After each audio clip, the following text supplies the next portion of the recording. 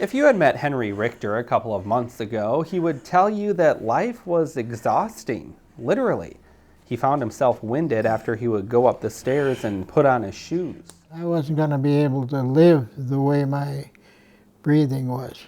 Today, the 88-year-old Bismarck man is able to walk up the stairs in his home much easier, and he isn't out of breath when he reaches the top. If you can't live a normal life, you got to do something. That's exactly what Richter did.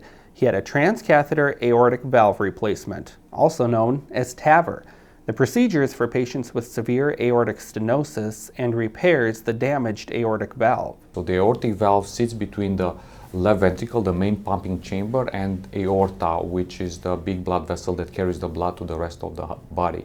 And when the aortic valve gets very narrow with severe aortic valve stenosis, there is a blockage in the circulation of the blood cannot get out of the heart. The only other way to get rid of the blockage is by open heart surgery. Dr. Balf says because of Richter's age, he would have had an increased risk of incomplete or prolonged recovery, as well as possible complications from open heart surgery. With TAVR, the recovery time is generally much less. We see most of the times improvement in the first few days.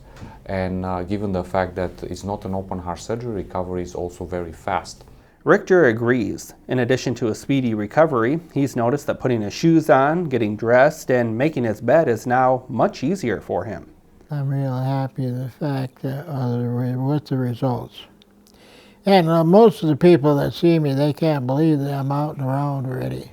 He even jokes about some of the hobbies he might take up now that he's caught his breath. If I keep feeling as good as I am and increasing, I might have to go to work again.